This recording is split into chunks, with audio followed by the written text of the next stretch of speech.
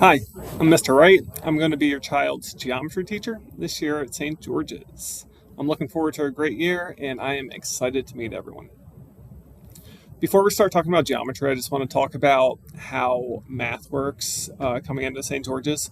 So, all freshmen that come into St. George's, they take two math classes. So, this could either be Algebra 1 and Geometry, or this could be Geometry and Algebra 2. So currently your child is tracked to do geometry the first semester and algebra 2 the second semester.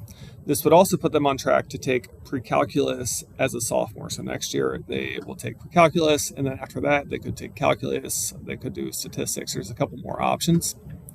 I just want to point out that everyone that comes in right now, all ninth graders in geometry, they've already passed algebra 1, but if they didn't do great in Algebra 1, if they got C's or D's, I would recommend that you consider retaking Algebra 1 and then taking Geometry the second semester.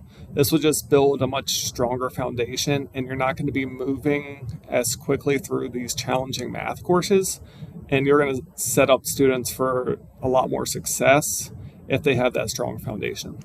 So if you know that your child isn't that great at math, that may be something they may want to consider and have them ease into like high school a little bit easier than really jumping into like some of these harder math courses right away.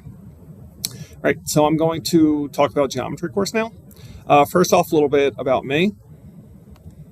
This is my 18th year of teaching, 9th year at St. George's. I have two little boys, Grady and Rowan. Grady's 5, and Rowan he's going to be 3 soon.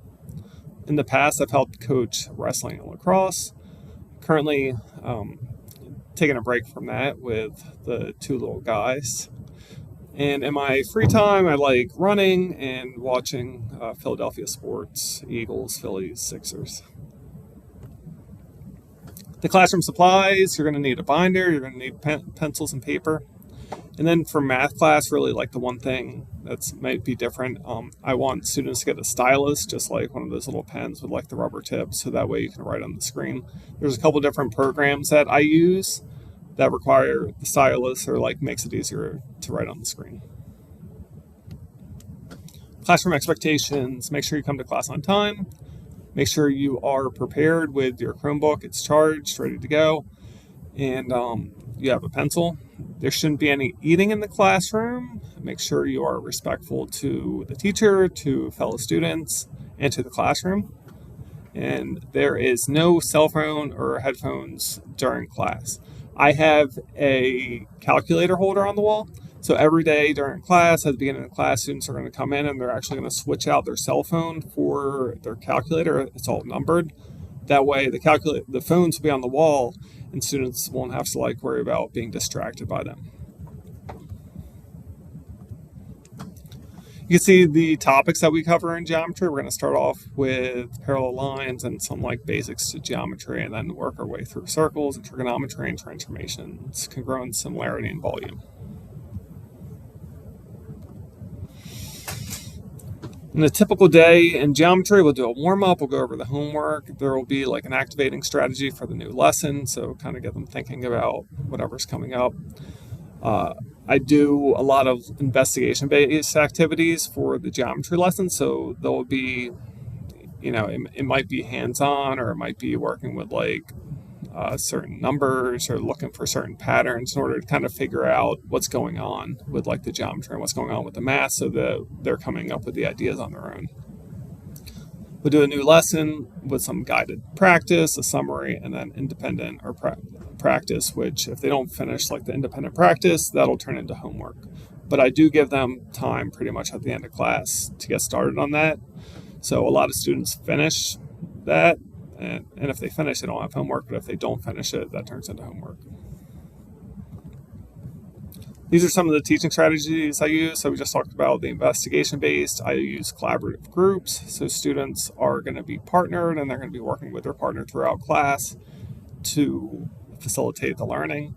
I'll set up stations around the room to get them up and moving, and I also have standing whiteboards for the students to be standing. I'm a big proponent of like getting students moving and not sitting at a desk for 90 minutes every single day.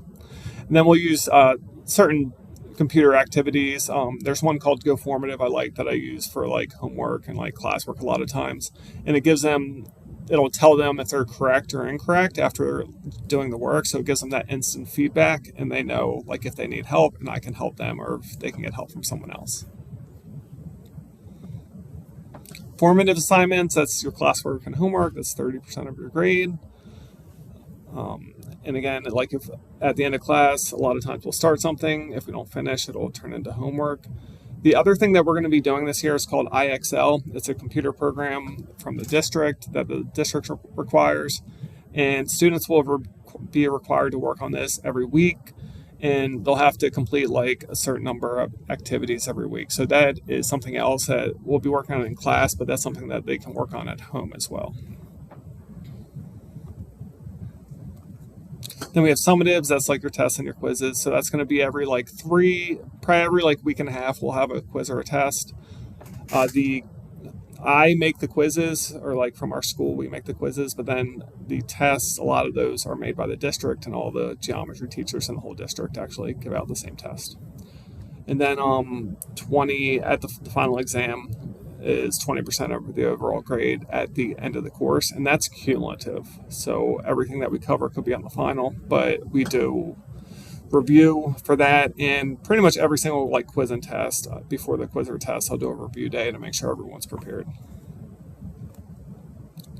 On Schoology, I provide notes pretty much on every single lesson. I also create help videos. So pretty much just like this video, I have a video for almost every single lesson that kind of walks through the problems that we did in class.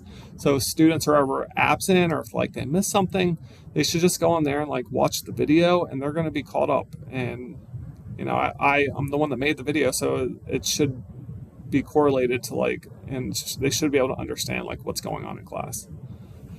We also have digital notebooks with notes and examples, and I post all graded assignments in the Schoology calendar, so students, if they're not sure if they have something to do, they can just check Schoology and see if anything was posted. Extra help. So Thursdays after school in the library, we will be starting extra help soon, so there will be at least one math teacher in the extra help session, and we may continue doing Wednesday mornings. I'll communicate that with the students if we start doing the Wednesday mornings again. If you need to get a hold of me, that's my contact information. Feel free to reach out, send me an email if you have any questions. Thanks.